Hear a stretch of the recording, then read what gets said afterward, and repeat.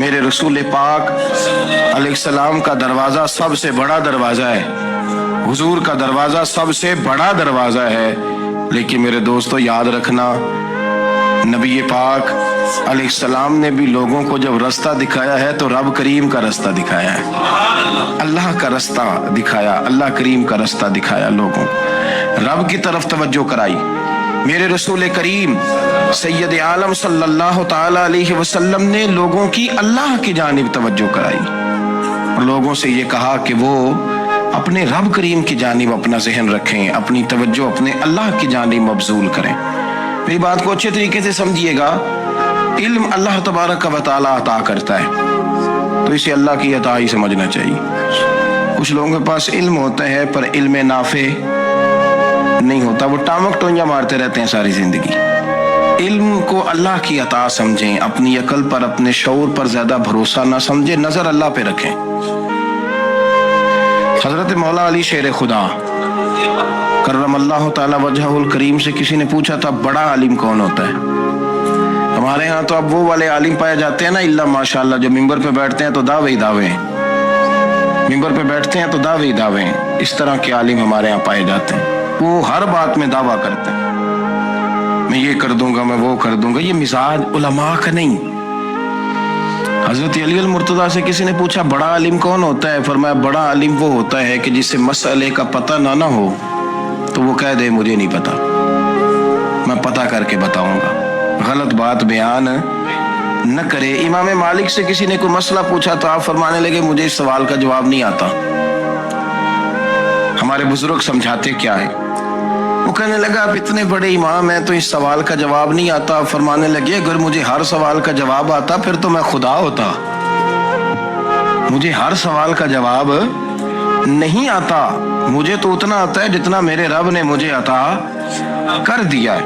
اپنی نظر اللہ پہ رکھیں، نکل آئیں اس معمے سے باہر کہ میں کوئی بلا ہوں، مجھے بڑا پتہ ہے، میرے پاس 6 ڈگریاں ہیں، مجھے 10 جگہ پہ تدریس کا شغف حاصل، اس سے نکلیں باہر۔ قرآن مجید دیکھیے گا، اللہ تعالیٰ نے ارادہ قدرت فرمایا کہ میں حضرت آدم کو بناؤں گا، پھر بنانے کے بعد فرمایا فرشتوں سجدہ کرو آدم کو، سب نے سجدہ کیا الا ابلیس ابا واستکبر وکان من الکافرین، سب نے سجدہ کیا سوائے ابلیس کے، اس نے انکار بھی کیا، تکبر بھی کیا اور کافروں میں سے ہو گیا۔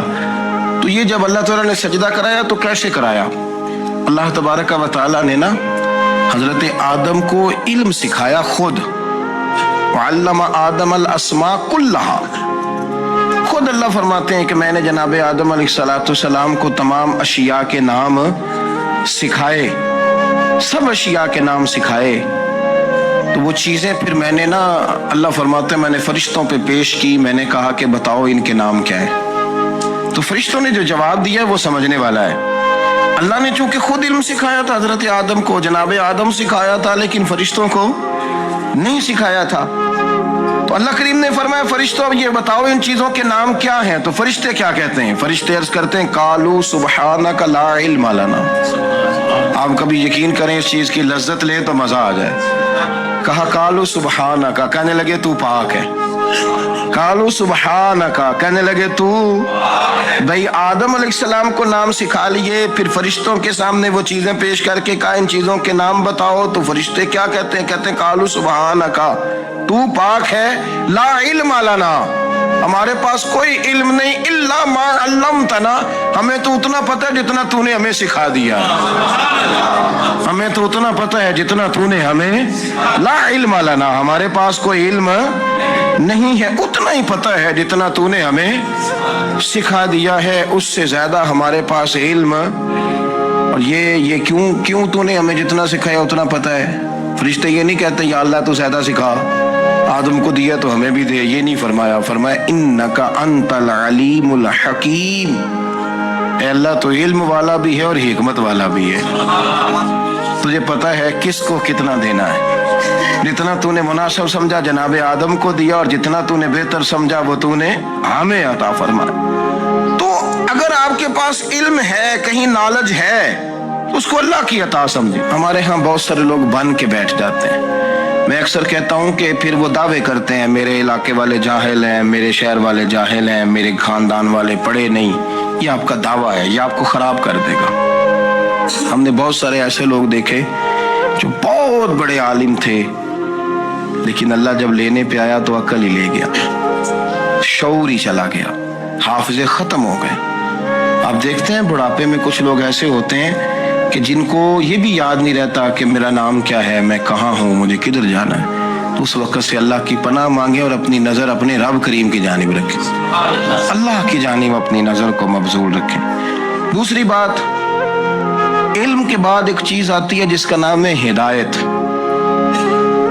جس کا نام ہے تقویٰ، جس کا نام ہے پرہیزگاری، جس کا نام ہے عمل، عبادت، ریاضت۔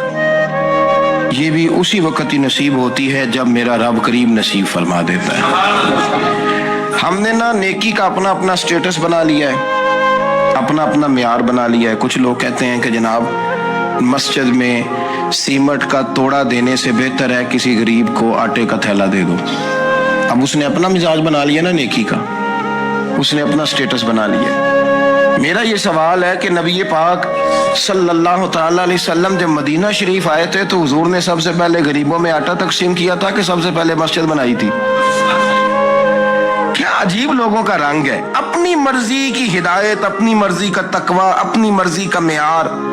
مسجد کوئی بڑا چھوٹا خطیب بھی میری طرح کا ہو نا، تو وہ مسجد میں بیٹھ کے جب نبی پاک کی بات کرتا ہے تو کہتا ہے میرے رسول پاک غریبوں کا سہارا بن کے آئے۔ وہ غریبوں کی بات کرتا ہے، مسکینوں کی، لاچاروں کی، کمزوروں کی بات۔